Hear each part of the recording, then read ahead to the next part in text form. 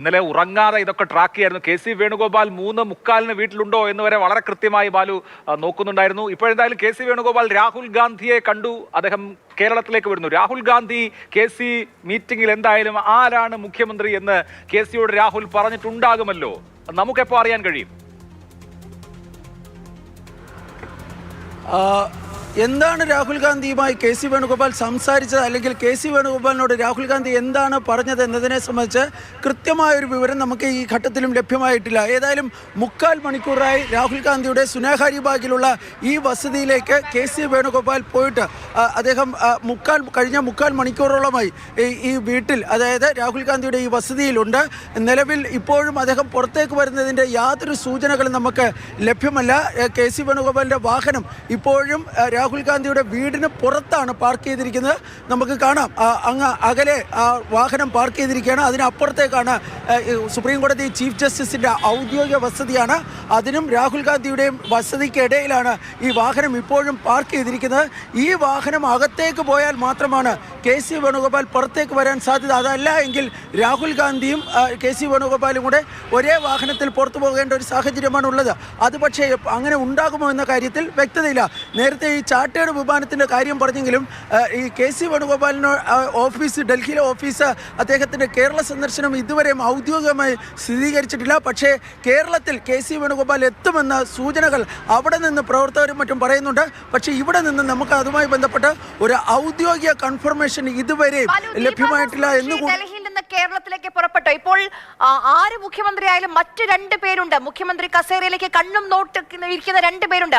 അവരെ ആശ്വസിപ്പിക്കണം. ഒരു പ്രതിഷേധമുണ്ടായ ഒരു പരസ്യ പ്രതികരണത്തിലൊക്കെ അവരിൽ നിന്ന് പിന്തിരിപ്പിക്കണം. അപ്പോൾ ദീപാദാസ് മുൻഷി കേരളത്തിലേക്ക് പുറപ്പെട്ടോ? അവർ ഇപ്പോഴും ഡൽഹിയിലാണോ ഉള്ളത്?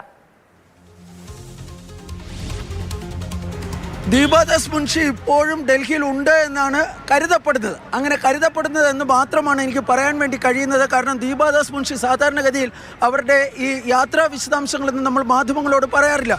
ഇന്നലെ തന്നെ AICC നിന്ന് ലഭിച്ച വിവരം അനുസരിച്ച് ഇന്നലെ വൈകിട്ട് അവർ കേരളത്തിലേക്ക് പോകുമെന്നായിരുന്നു. അതിനനുസരിച്ച് അവരുടെ ടിക്കറ്റ് ബുക്ക് ചെയ്യുകയൊക്കെ ചെയ്തിരുന്നു. പക്ഷേ പിന്നീട് അവസാന നിമിഷം ആ യാത്ര റദ്ദാക്കിയെന്നാണ് പറഞ്ഞിരുന്നത്. പിന്നീട് ഇന്ന് രാവിലെ അവർ പോകുമെന്ന റിപ്പോർട്ടുകൾ ഉണ്ടായിരുന്നു. പക്ഷേ ദീപാദാസ് മുൻഷിയെ ഇപ്പോൾ നമ്മൾ ടെലിഫോണിൽ വിളിച്ചാലും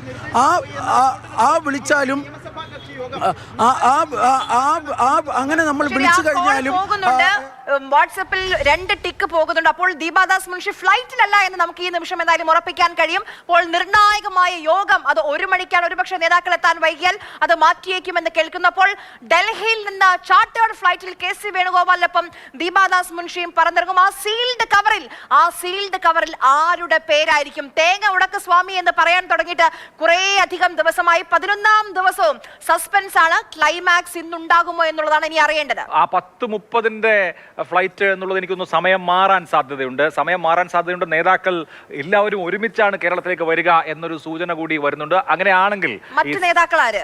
AICC നിരീക്ഷകരോ?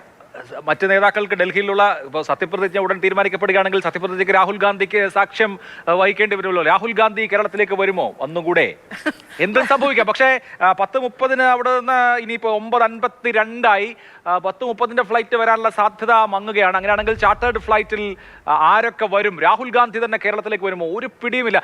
ബാലഗോപാൽ തുടരുന്നുണ്ട്. ബാലു, എന്തായാലും സത്യപ്രതിജ്ഞയിൽ രാഹുൽ ഗാന്ധി കൂടി പങ്കെടുക്കുമല്ലോ. അപ്പോൾ നാളെയാണ് സത്യപ്രതിജ്ഞയെങ്കിൽ അദ്ദേഹത്തിന് വേണമെങ്കിൽ ഇന്ന് തന്നെ വരാം. ദേശീയ നേതാക്കളിൽ മറ്റാരൊക്കെ കേരളത്തിലേക്ക് വരാൻ ഒരുങ്ങുന്നു?